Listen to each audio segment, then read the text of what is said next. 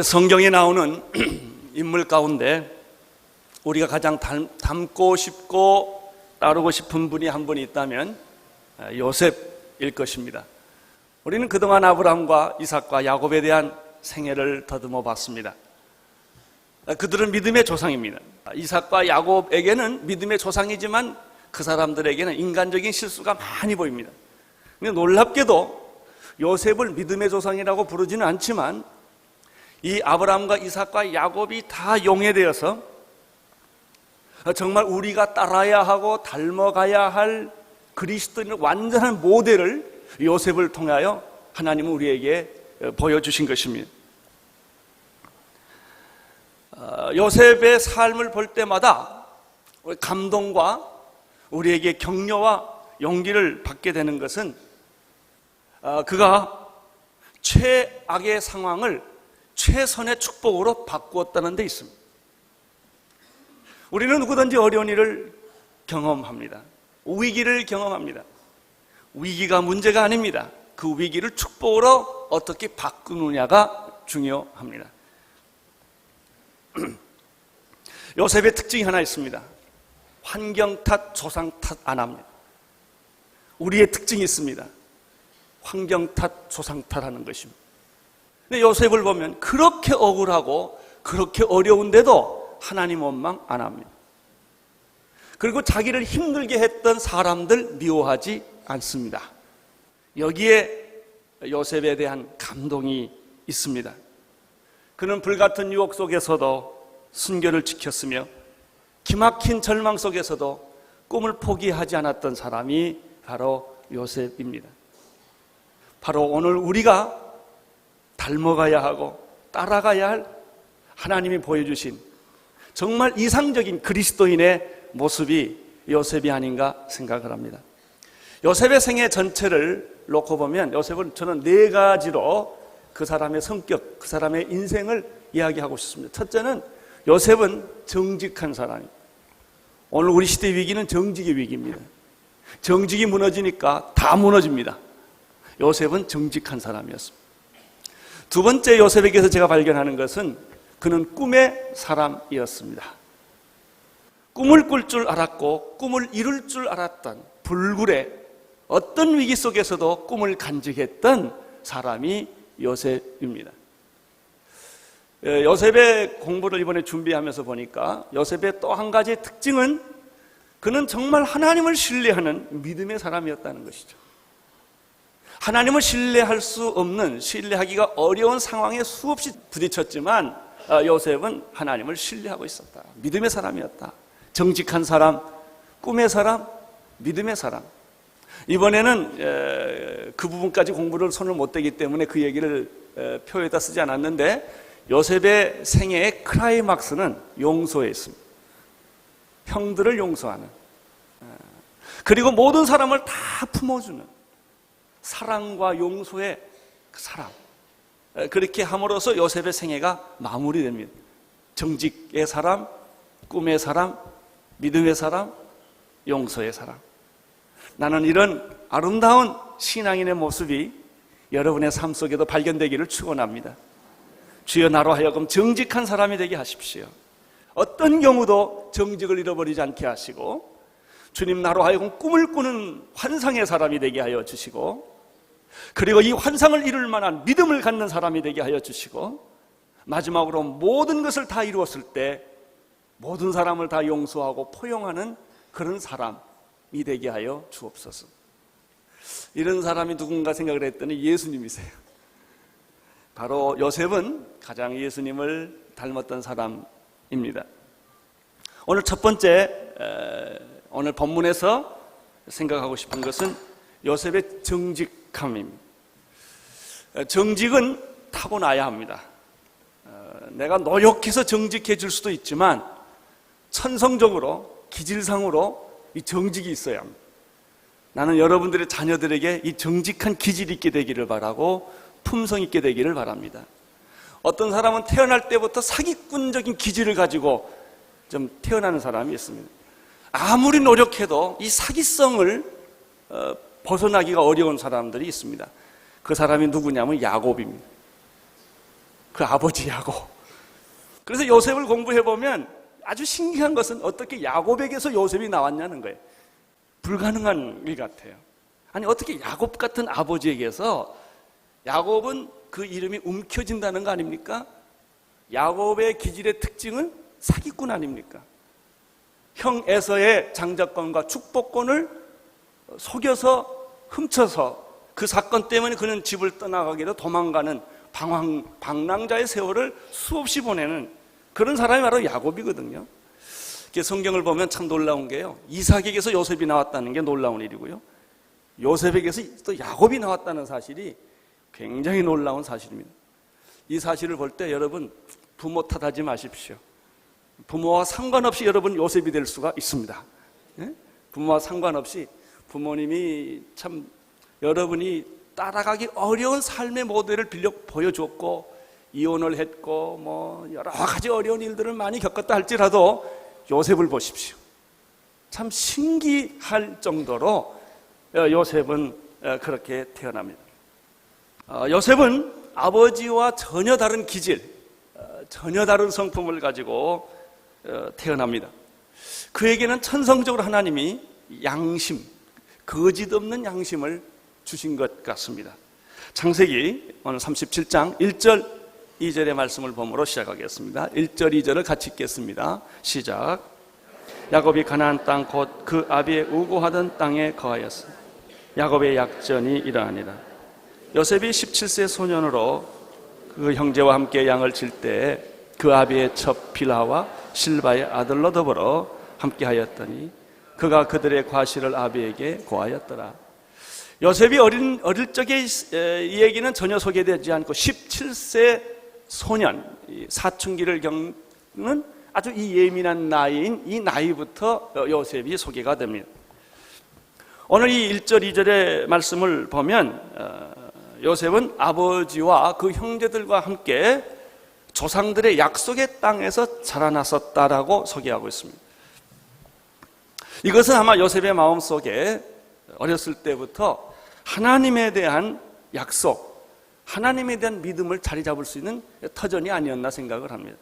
그래서 사실은 어떤 분위기에서 우리 자녀들이 자라는가 하는 것은 굉장히 중요합니다. 교회에서 자랐는가, 예수 믿는 집의 분위기 속에서 자랐는가 하는 것은 우리가 자녀 교육에 있어서 굉장히 중요한 점입니다.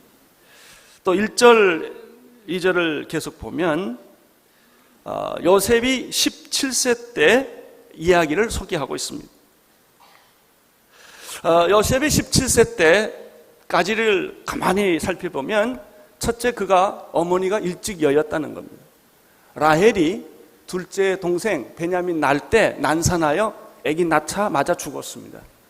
그래서 어머니를 잃었습니다. 다른 형제들이 있는데 다 배다른 형제들이고, 그리고 어머니가 넷이에요. 그러니까 이붓 어머니를 어머니라고 불러야 했고, 또 그것도 첩의 자식도 있었고, 이런 분위기 속에서 요셉이 17세 소년까지 자랐다는 얘기입니다. 놀라운 사실은 상처가 없어요. 할렐루야. 나는 여러분이 상처가 없게 되기를 바랍니다.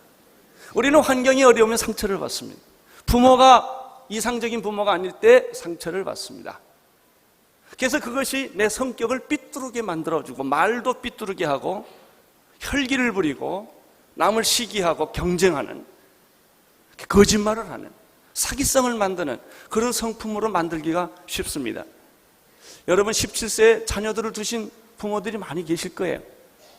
바로 그 정말 어려운 사춘기를 겪는 나이고, 부모에게 반항하는 나이, 만사를 뒤집는 나이가 이 17살 된 나이가 아닙니까? 요셉을 보십시오. 어머니 일찍 이어였죠. 배다른 형제들과 살았죠.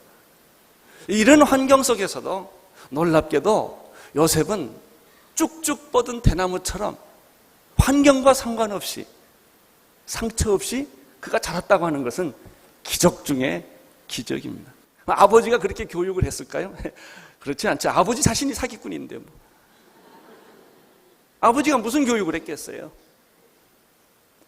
여러분 이걸 기억하십시오. 환경이 어려워도, 부모님이 어려워도 얼마든지 상처 없이 순진하게 순수하게 자랄 수 있다는 사실입니다.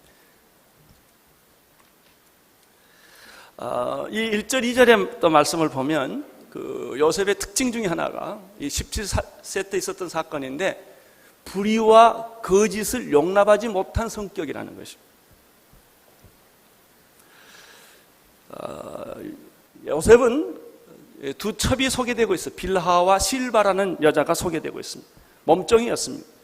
거기서 난 자녀들과 함께 어렸을 때부터 양치기를 했다 이렇게 되어 있습니다.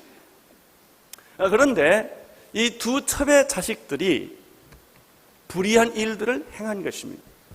그것을 목격한 요셉은 그것을 못 본 채 하지 아니하고 그것을 아버지에게 다 일러 바쳤다는 얘기입니다.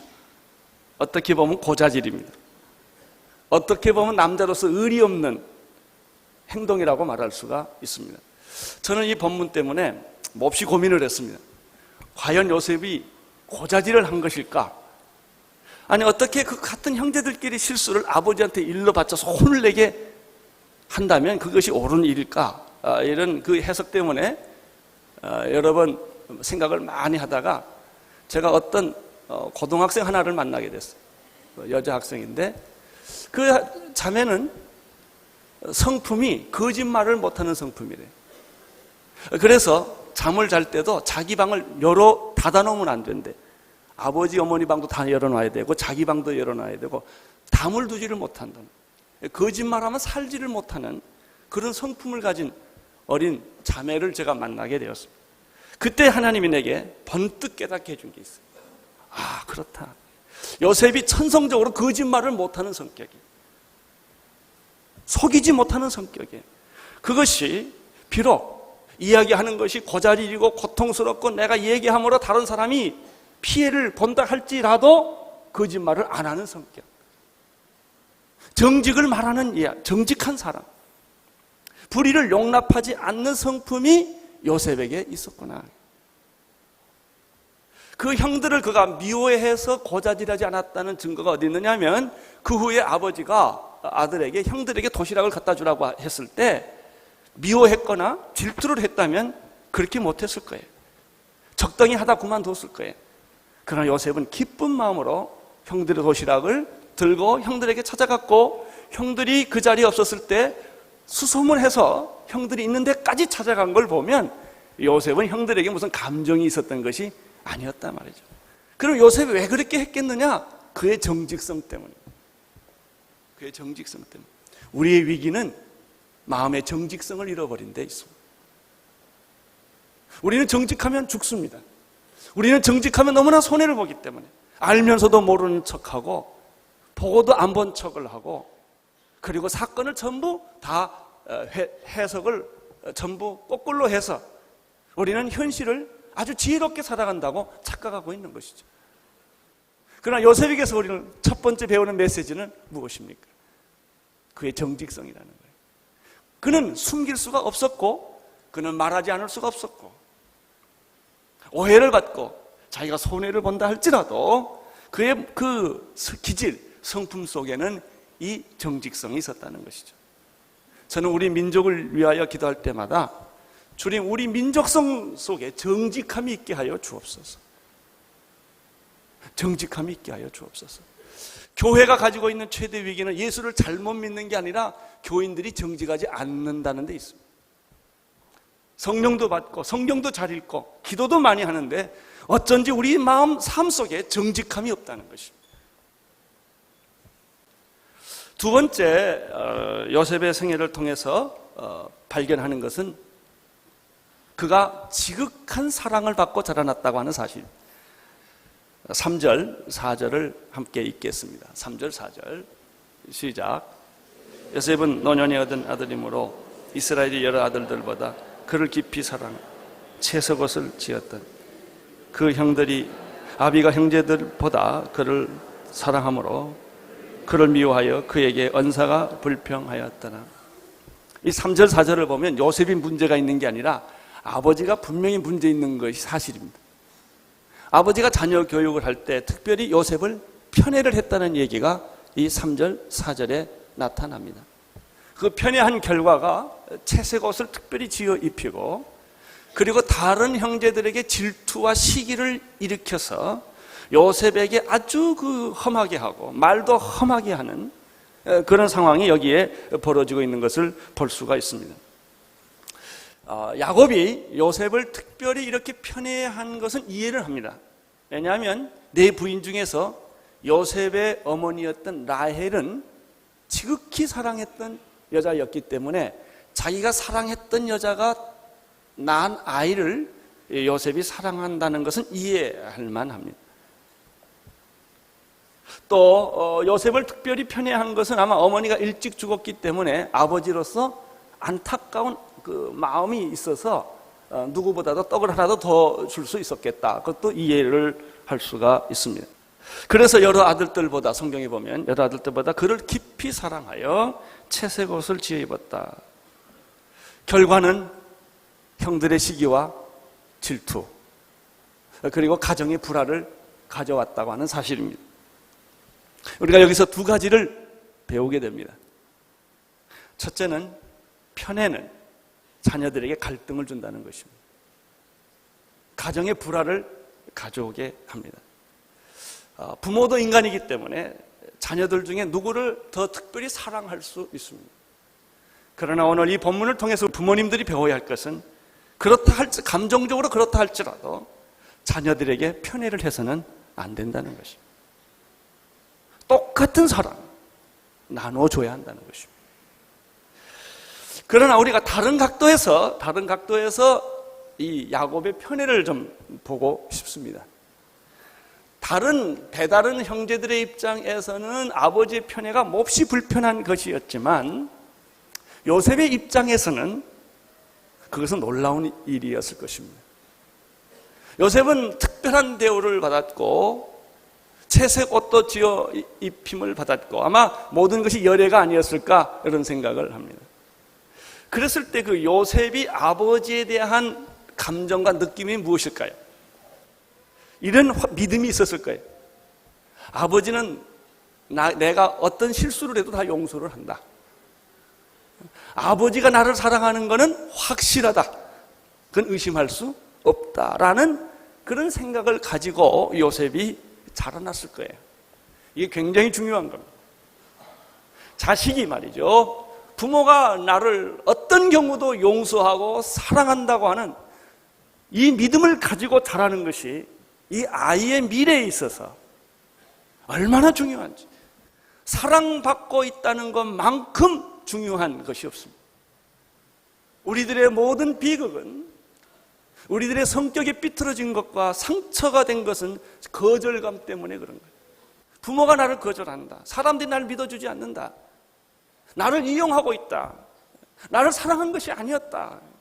저 사람이 나한테 잘해준 것은 나를 이용해 먹기 위해 그런 것이지 나를 사랑한 것이 아니었다 라고 느껴질 때는 그 인격에 위기가 오는 것입니다. 그러나 누군가 나를 정말 사랑한다. 자기 자식을 죽일 만큼 나를 사랑한다. 그 사람이 하는 사랑은 진짜다. 이런 믿음을 갖기 시작하면 이 사람은 변하기 시작합니다. 요셉에게 있어서 아버지가 나를 사랑한다고 하는 이 확신이 분명히 있었던 것 같습니다.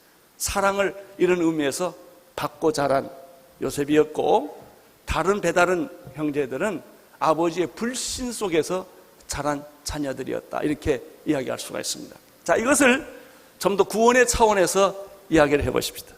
하나님의 사랑은 무엇입니까? 편애입니다. 내가 사랑받을 만한 조건도 자격이 없음에도 불구하고 하나님은 일방적으로 자기 아들을 십자가에 못 박혀 죽이기까지 나를 사랑하셨고, 내가 하나님의 사랑을 거부했을지라도 하나님은 그렇게 오랜 세월 동안 내가 돌아오기를 기다렸고, 하나님의 사랑은 한 번도 쉰 일이 없었고, 하나님의 사랑은 한 번도 좌절된 본 적이 없었다는 것이죠. 그래서 우리가 하나님의 사랑 앞에 녹아지는 겁니다. 사랑하는 성도 여러분, 여러분이 편애받고 자랐다는 사실을 아십니까? 하나님의 사랑과 야곱의 사랑의 차이점은 뭐냐면, 야곱은 요셉만 편애했고 하나님은 우리 모두를 편애했다는 겁니다. 다 똑같이 편애하셨습니다. 나는 여러분의 자녀들이 부모의 신뢰와 사랑을 받고 자라는 그런 자녀가 되기를 축원합니다. 맨날 야단 맞고 너 돈 훔쳤지? 너 뒤에서 무슨 딴짓 했지? 계속 의심의 질문만 받고 자란 자녀들, 한 번도 부모의 따뜻한 사랑과 용서와 이런 것을 느끼지 못하고 자란 자녀들은 불행해질 수밖에 없는 것입니다. 그러나 안심하십시오. 하나님은 여러분을 편애하셨습니다. 부모는 나를 버렸을지라도 하나님은 나를 버리지 않으셨습니다. 사랑을 받고 자란 사람이 바로 요셉이었다는 것입니다. 세 번째입니다. 세 번째는 요셉은 꿈을 먹고 자란 사람이었다 하는 것입니다. 그것이 소년 시절의 특징입니다. 정직하게 자랐고 사랑을 받고 자랐고 그 다음에 꿈을 먹고 자랐습니다. 5절부터 10절까지 계속 읽겠습니다. 시작. 요셉이 꿈을 꾸고 자기 형들에게 고하매 그들이 그를 더욱 미워하였더라. 요셉이 그들에게 이르되 청컨대 나의 꾼 꿈을 들으시오. 우리가 밭에서 곡식을 먹더니 내 단은 일어서고 당신들의 단은 내 단에 둘러서서 절하더이다. 그 형들이 그에게 이르되 내가 참으로 우리의 왕이 되겠느냐, 참으로 우리를 다스리게 되겠느냐 하고 그 꿈과 그 말을 인하여 그를 더욱 미워하였더니 요셉이 다시 꿈을 꾸고 그 형들에게 고하여 가로되 내가 또 꾼즉 해와 달과 연한 별이 내게 절하더이다. 그가 그 꿈으로 부형에게 고하매 아비가 그를 꾸짖고 그에게 이르되 너의 꾼 꿈이 무엇이냐? 나와 내 모와 내 형제들이 참으로 땅에 엎드려 내게 절하겠느냐? 요셉의 첫 번째 큰 특징은 정직이었고요. 또 두 번째 큰 오늘 본문에서 발견하는 것은 그가 사랑을 받고 자랐다, 편애를 받고 자랐다고 하는 점이 있습니다. 그런데 요셉의 가장 큰 특징은 역시 그는 비전의 사람, 꿈의 사람, 꿈을 꾸며 살았다고 하는 것이죠. 17세 때 있었던 일입니다. 잊을 수 없는 꿈, 그의 평생을 지배한 꿈을 그가 꾸게 됩니다. 요셉은 어떤 역경과 모함과 그리고 위기 속에서도 그가 살아날 수 있었던 그 원동력이 바로 이 꿈이었습니다. 꿈을 꾼 사람들은 눈이 반짝거립니다. 배고파도 반짝거리고 실패해도 눈이 반짝거립니다. 꿈 있는 민족은 망하지 않습니다. 꿈 있는 사람에게는 미래가 있습니다. 나는 여러분들에게 하나님의 꿈, 성령의 꿈이 있게 되기를 축원합니다. 자녀들을 보는 환상, 꿈, 내 인생의 미래를 보는 환상과 꿈, 밝은 꿈, 하늘의 꿈, 이런 것들입니다. 그런데 요셉이 그러면 가진 꿈은 어떤 것인가? 좀 특이합니다. 첫째는 요셉이 꾼 꿈이 자기가 꾼 꿈이냐 하나님이 준 꿈이냐는 문제. 꿈에는 두 종류가 있어요. 자기가 만든 꿈이 있습니다. 어렸을 때 가난하게 자란 사람들은 부자가 되는 꿈이 있습니다.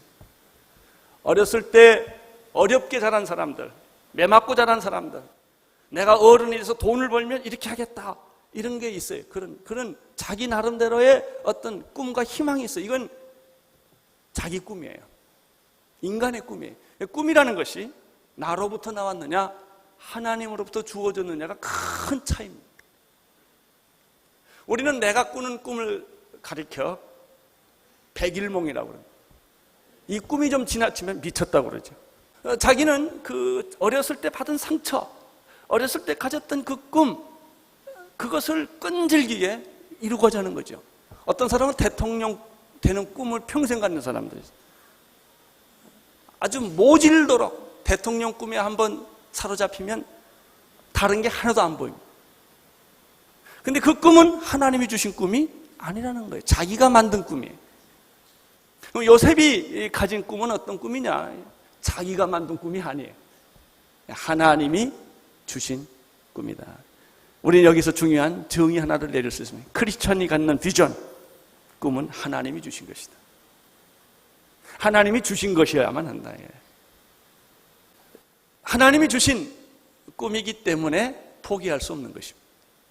하나님이 주신 꿈이기 때문에 반드시 이루어지는 것입니다. 요셉이 그러면 꾼 꿈은 어떤 것입니까? 첫 번째 꿈은 자기가 묶은 곡식단이 있는데 그 곡식단은 일어섰는데 주변에 있는 형들이 묶은 11개의 곡식단이 일어섰다는 것입니다. 근데 자기가 묶은 곡식의 단에다가 형들이 묶은 11개의 곡식단이 다 절을 했다는 거예요. 말이나 됩니까? 그래요. 상식이 안 맞는 말이고 들어서 모든 사람이 이해할 수 없는 이야기입니다. 그런데 사실입니다. 13년 후에는 사실로 변하는 꿈입니다. 하나님의 꿈은 일반적으로 사람들이 이해하지를 못합니다. 이것은 미래에 일어날 일에 대한 암시입니다.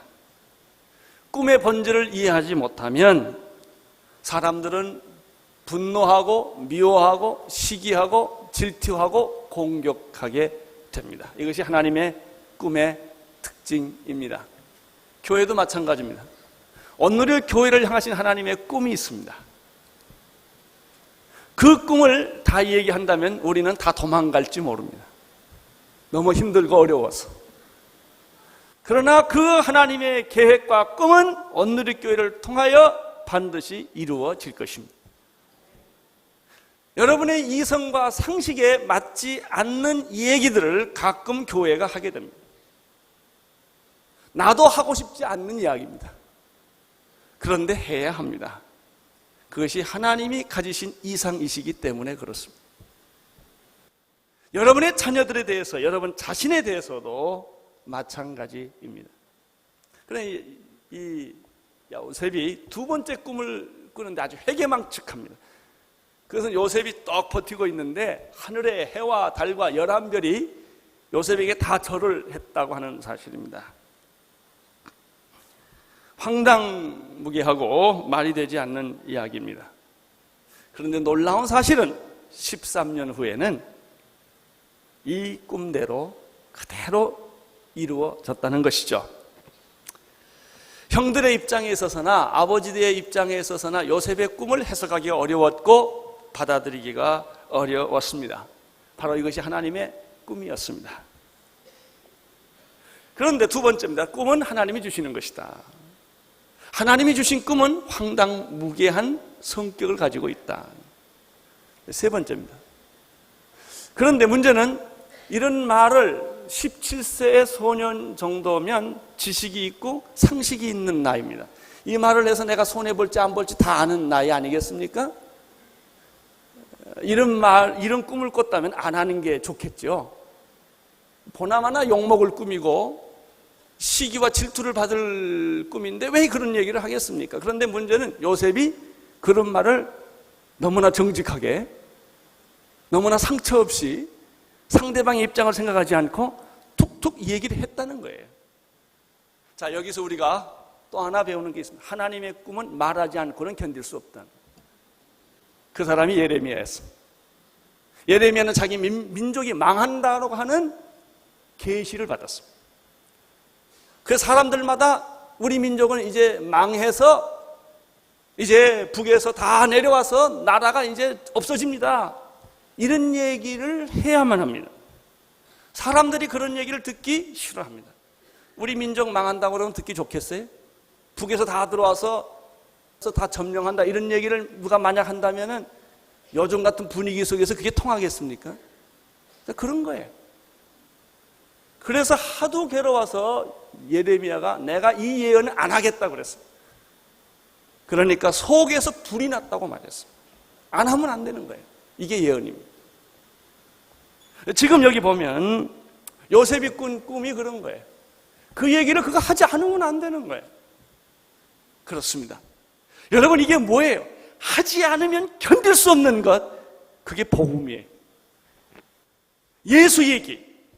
만약 여러분들이 예수를 믿었는데 예수 얘기를 하지 않아도 괜찮다. 그건 예수가 아닙니다. 복음을 전하지 않고도 편히 사는 사람, 그건 하나님 아닙니다. 하나님을 전해도 안 해도 괜찮다, 그 정도의 하나님은 하나님이 아니십니다. 이 얘기를 내가 하지 않으면 견딜 수가 없고, 말하지 않으면 견딜 수가 없고, 그 얘기를 하면 내가 사람들에게 인기도 잃어버리고 재산도 잃어버리고 그리고 핍박을 받을 걸 알면서도 예수 그리스도만이 유일의 길이요 진리요 생명이요 예수 믿어야만 천국 간다고 얘기를 하면 다른 사람들이 그 얘기 듣기 싫어합니다. 이게 꿈입니다. 여러분의 상식에 맞고 다른 사람의 상식에 맞는 것은 상식입니다. 그러나 오늘 여기서 우리가 보는 것은, 우리가 요셉을 꿈의 사람이라고 말할 때 그는 타협할 수 없는 꿈, 지울 수 없는 꿈, 말하지 않으면 안 되는 그런 꿈을 그가 마음속에 하나님으로부터 받았다는 것이죠. 이게 개꿈인지 진짜 꿈인지 구별하는 방법이 있어요. 꿈꿀 때 옆에 개가 있으면 개꿈이고요. 그리고 여러분들이 심리학적으로 이야기하는 그런 꿈들은요, 오래 기억이 안 됩니다. 금방 잊어버립니다. 하나님이 주신 꿈은 날이 갈수록 선명해집니다. 특징이 있습니다. 여러분이 예수 처음 믿었을 때 그 감격은 시간이 간다고 없어지지 않습니다. 날이 갈수록 그 감격은 새롭고 감동적인 것입니다. 이 하나님이 주신 것이기 때문에 그렇습니다. 세 번째, 오늘 여기서도 발견하는 게 있습니다. 오늘 5절에서 10절 사이에서 발견하는 것은 꿈 얘기를 하면 사람들이 환영하지 않는다 하는 거예요. 이게 하나님의 꿈의 특징입니다. 형들도 비판했고 아버지도 비판을 합니다. 그리고 비판할 정도가 아니고 미워하게 됩니다. 하나님의 꿈을 가진 사람은 외롭습니다. 하나님의 꿈을 가진 사람들은 언제나 어떤 면에서 거부를 당합니다. 그렇지만 그 꿈을 가지고 사는 것입니다. 노아가 꿈을 꿨습니다. 방주를 짓는 꿈을 꿨어요. 바다에다 방주를 지으라고 그러면 누가 뭐라고 그러겠습니까? 산에다 그걸 지으니 누가 이해를 하겠습니까? 하루 이틀, 그것도 보통 배 같은 방주를 지었으면 누가 이해를 안 하겠습니까? 방주는 배 같은 게 아닙니다. 배와 전혀 다른 형태의 방주입니다. 아무도 그것을 짓는 그 이유를 이해할 수가 없었을 것입니다. 노아만이 그 꿈을 가지고 외롭게 몇백 년 동안을 그 방주를 지었다는 것이죠. 이게 꿈이에요. 아브라함은 믿음의 조상이 되는 꿈이 있었어요. 여러분은 무슨 꿈이 있습니까? 여러분이 만든 꿈이 아닌 하나님이 주신 꿈, 새하늘과 새 땅의 꿈, 영원한 꿈, 조국이 통일되는 꿈, 세상이 변화되는 꿈. 여러분들이 하나님께서 여러분에게 주신 꿈은 어떤 것입니까? 사람은 밥을 먹고 사는 존재가 아니라 꿈을 먹고 사는 존재입니다. 동물의 특징은 비전이 없다는 것입니다. 꿈이 없고 비전이 없다면 우리는 동물처럼 사는 사람에 불과합니다. 먹고 자고 쾌락을 누리고 물질에 만족하는 것 이상 아무것도 아니에요. 높은 자리에 올라가는 정도. 여러분, 죽는 순간까지도 꿈을 얘기할 수 있는 꿈의 사람, 믿음의 사람, 환상의 사람, 그것이 하나님이 주셨다고 믿는 사람, 그 사람은 미래를 여는 사람, 세상을 변화시키는 사람. 예수님은 십자가를 지는 꿈이 있었습니다. 십자가를 질 때 예수님은 거부하지 않았고 십자가 앞에 당당히 나가셨습니다. 그리고 십자가를 지셨기에 온 인류의 구원을 이루신 것입니다. 오늘 나는 이 아침에 우리가 12번의 설교를 듣게 될 터인데 12번의 설교를 들으면서 정말 하나님이 주시는 꿈이 있었다는 사실 깨닫게 되기를 축원합니다. 여러분, 하나님의 음성을 듣지 못하는 이유가 한 가지 있습니다. 여러 가지 이유 중에 내 목소리가 크면 다른 사람의 목소리가 들리지 않습니다. 내 생각, 내 꿈, 내 계획이 많은 사람은 하나님의 음성을 듣기 어렵습니다. 그러나 자기 것을 포기하면 하나님의 음성을 듣게 됩니다. 기도하겠습니다. 하나님 아버지, 오늘부터 12번 설교를 하게 되는데 우리 사랑하는 성도님들에게 요셉처럼 정직의 사람, 꿈의 사람, 믿음의 사람, 용서의 사람으로 12번의 설교를 통하여 변화되게 하여 주시옵시고 우리의 삶에 하나님의 꿈이 가득 차는 그런 영광이 있게 하여 주옵소서. 예수님 이름으로 기도드립니다. 아멘.